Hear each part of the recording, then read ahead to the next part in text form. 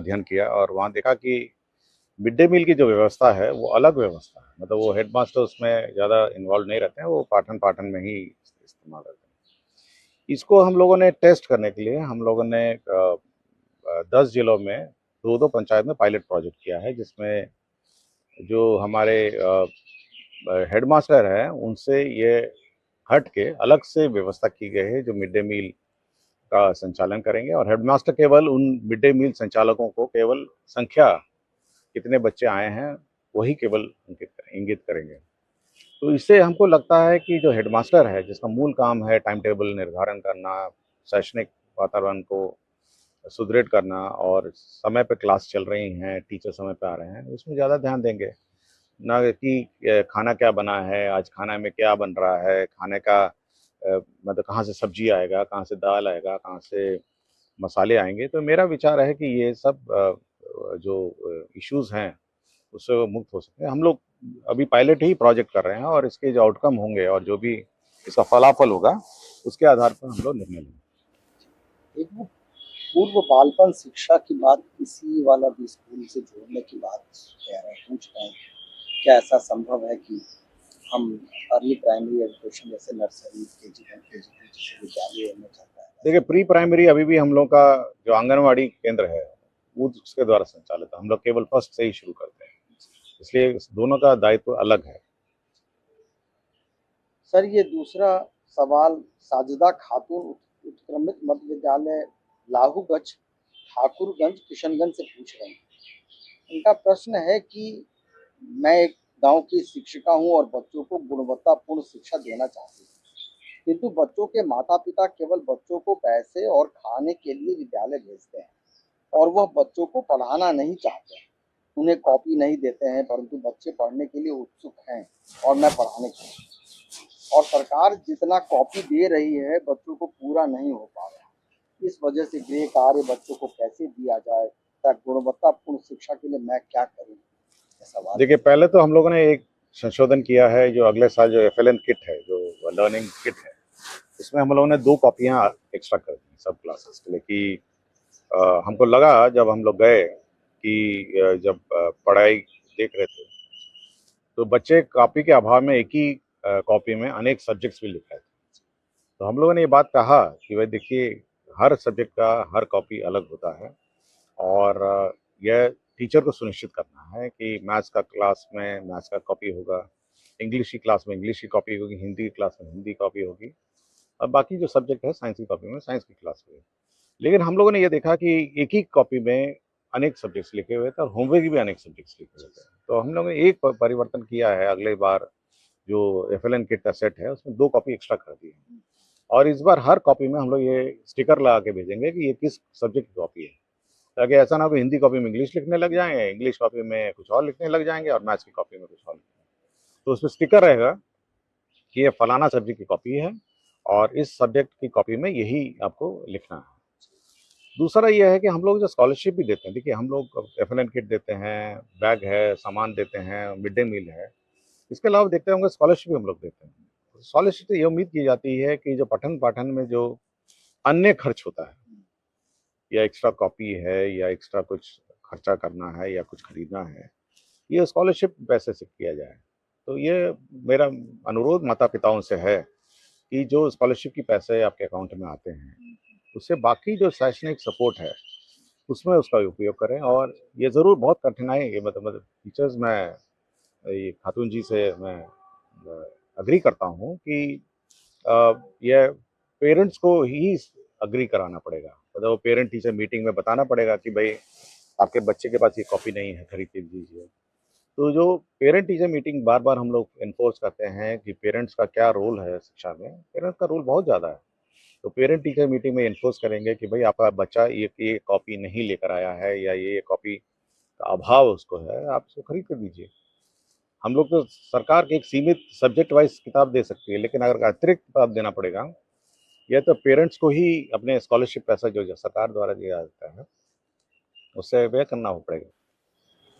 बहुत शुक्रिया सर। ये एक सवाल है जो संगीत शिक्षक है चंद्रकांत कुमार, ये UHS घाघरा बखरी बेगूसराय से है। ये संगीत से संबंधित है, कुछ स्टेटमेंट भी है सर उनका कि बड़े दुख के साथ कहना चाहूँगा कि मेरी तरफ से यथासंभव 100% प्रयासों के बावजूद न ही विद्यालय परिवार संगीत शिक्षक का सदुपयोग करके बच्चों को लाभ पहुंचाने में मदद कर रहे हैं और न ही अभिभावक गण समझाने के बावजूद बच्चों की भलाई के लिए जागरूक हो रहे हैं। महाशय, कम से कम शुक्रवार शनिवार को भी विधिवत संगीत शिक्षण कार्य विद्यालय स्तर पर सुनिश्चित हो तो बच्चों में सर्वांगीण विकास संभव हो सकेगा। ऐसी कोई व्यवस्था नहीं है। देखिए, हम लोग जब स्कूल में पढ़ते थे तो संगीत का जो क्लास है वो वीकडेज में भी था और शनिवार को भी था।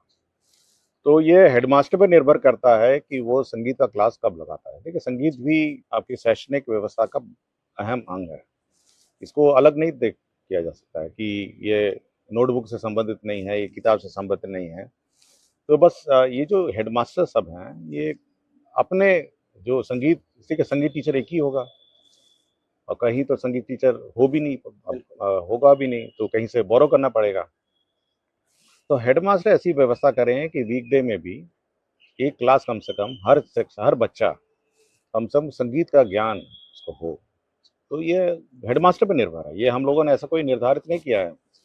तो संगीत क्लास होनी चाहिए और कंपलसरी होनी चाहिए और हर बच्चे को अटेंड करना चाहिए और समय निर्धारित हेडमास्टर करेंगे। हम लोग यहाँ से नहीं करना चाहते हैं, फिर कुछ प्रॉब्लम हो जाएगा। हम लोग यहाँ से मुख्यालय स्तर से करेंगे।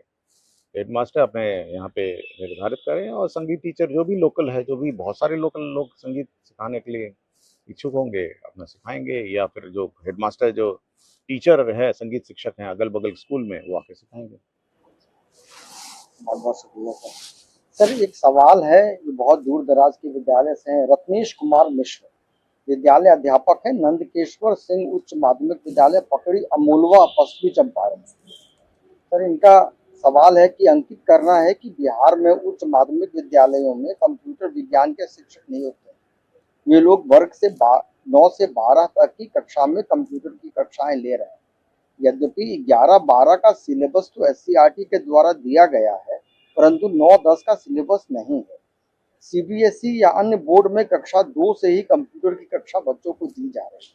ग्रामीण परिवेश में बच्चों में मुख्य विषयों को लेकर काफी सजगता देखी जाती है, परंतु बिहार बोर्ड में कंप्यूटर मुख्य विषय नहीं होने के कारण विद्यार्थियों में इस विषय को लेकर इतनी सजगता नहीं देखने को मिल रही। मासिक अथवा सावधिक परीक्षाओं में भी कंप्यूटर विज्ञान की परीक्षा को शामिल नहीं किया जाता है, जिसके कारण विद्यार्थियों में कंप्यूटर विज्ञान विषय को लेकर गंभीरता नहीं दिखाई पड़ती। विभाग इस संबंध में क्या राय है?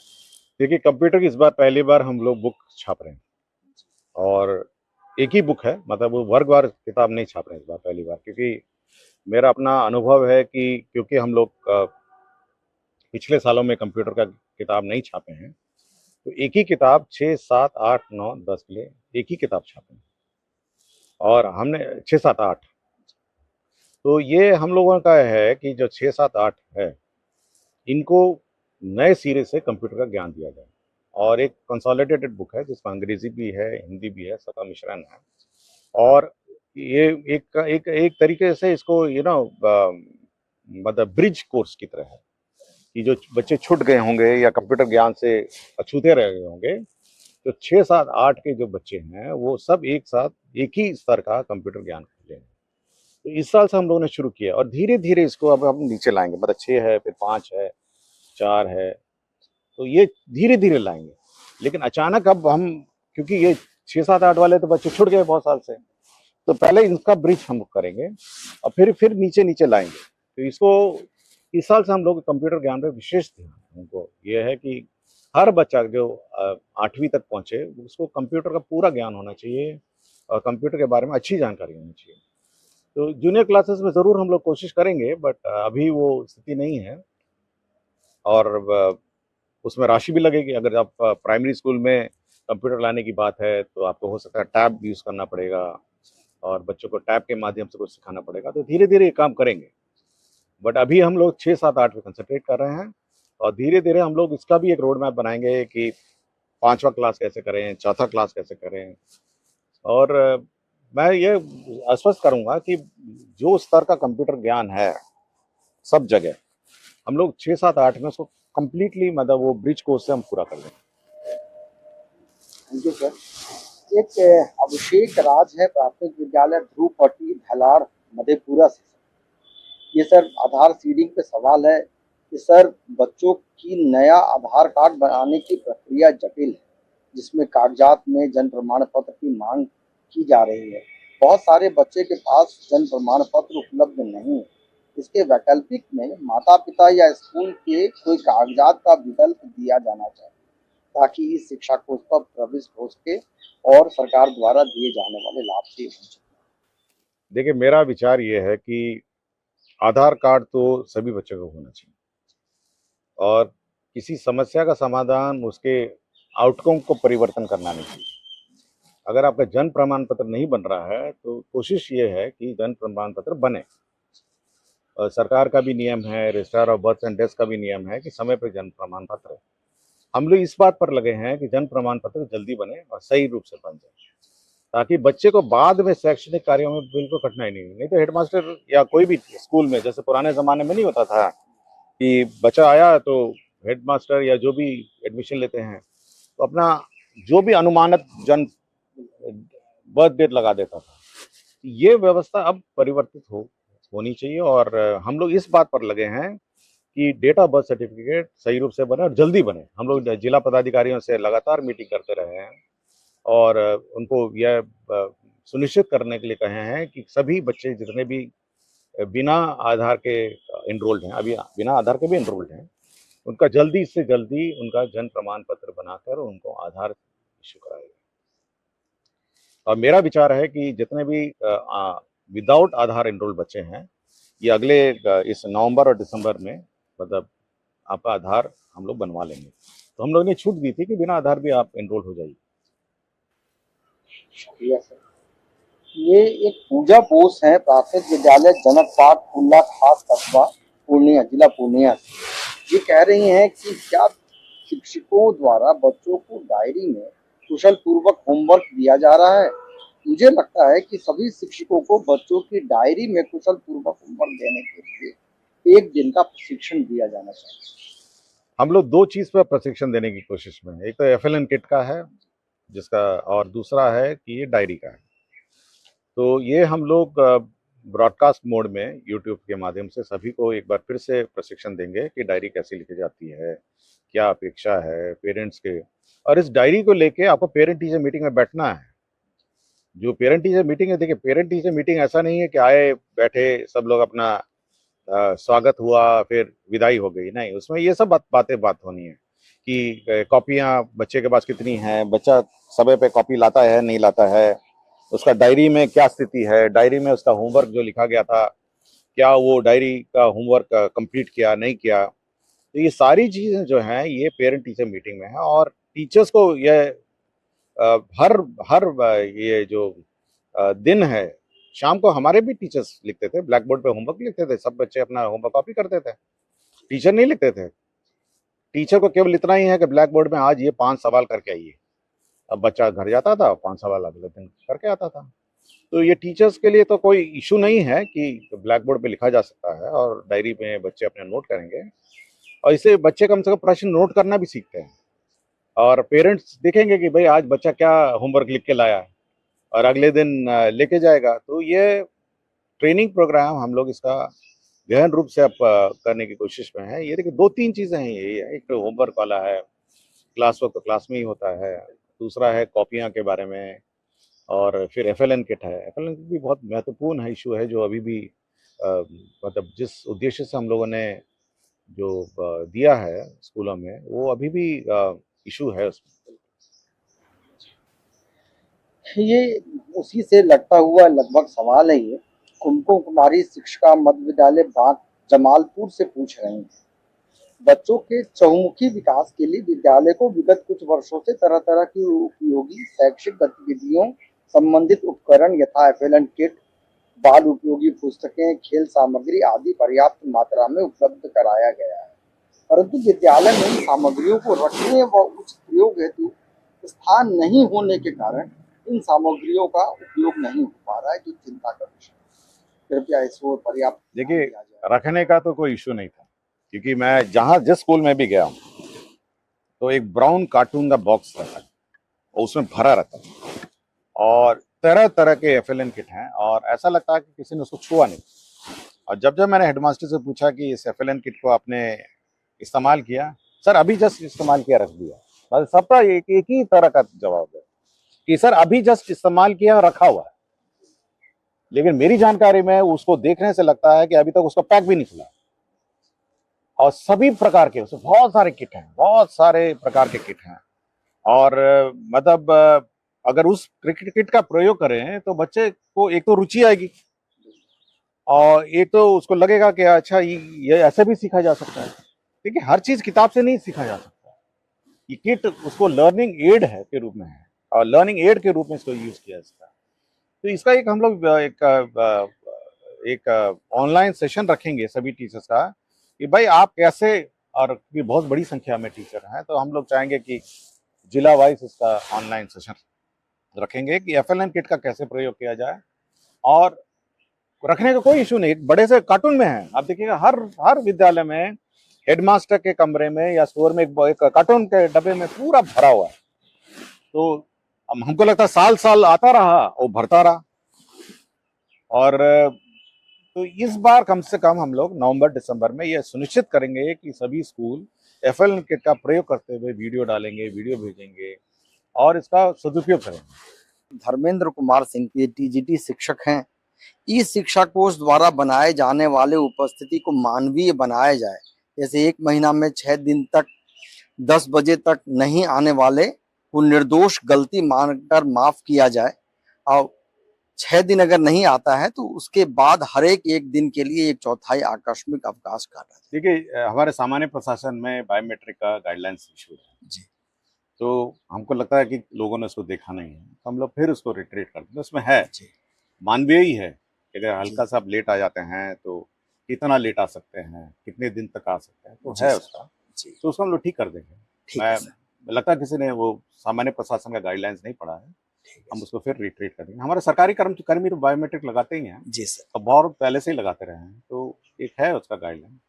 और मेरे ख्याल से जो बायोमेट्रिक का जो ऑर्डर इशूड है जी, उसमें ये अंकित है, अच्छा, सामान्य प्रशासन का ये लागू रहेगा, तो हम फिर उस सबको जानकारी दे देंगे।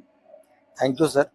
ये एक शैलेश कुमार हैं, पीएस हुसैन चक मसौढ़ी से है, पटना से ही हैं सर ये इनका सवाल है कि शिक्षकों को शिक्षक वाला सम्मान क्यों नहीं मिलता है, क्यों शिक्षकों को कई वर्ग में बांट दिया गया है।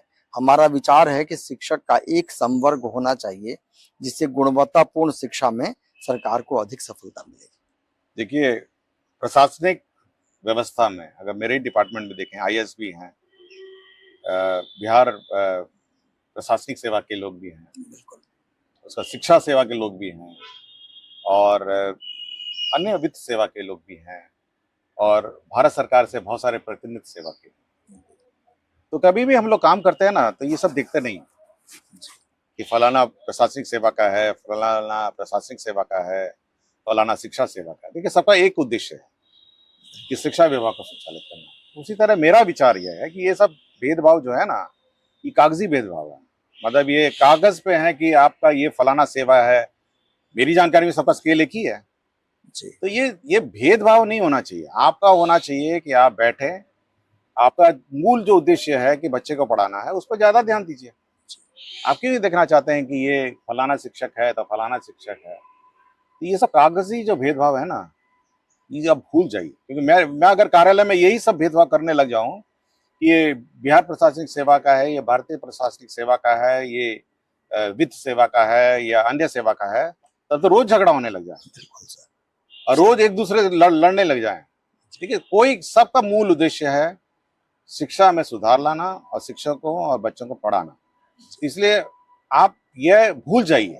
अब एक हेडमास्टर भी आ गए आपके यहाँ, तो आना आ जाएंगे तो आप कहिएगा नहीं ये तो हेडमास्टर सेवा है। तो ये थोड़ा जो विभिन्न सेवाओं में मतलब मानसिक रूप से आप बांट रहे हैं, ये भूल के आप शिक्षा में ध्यान दें। बिल्कुल सर। बहुत बहुत शुक्रिया सर, 10 सवाल हमने आज लिया है सर। इस वार्ता के माध्यम से हम शिक्षकों से अनुरोध भी करना चाह रहे हैं कि वो ईमेल के माध्यम से प्रश्न पूछें, लेकिन अपने विद्यालय का नाम और जिला का नाम अवश्य लिखें, क्योंकि बहुत सारे सवाल तो हमें मिलते हैं सर, लेकिन वो विद्यालय का नाम और अपने जिला का नाम छोड़ देते हैं। सर ये अच्छी बात है कि लगभग 3000 से ऊपर सवाल शिक्षकों ने पूछा है सर, तो हम बारी बारी से सवाल ले रहे हैं, और जो सवाल एक बार पूछ लिए गए हम लोग चाहते हैं कि फिर नए सवाल लें। बहुत बहुत शुक्रिया सर, धन्यवाद सर।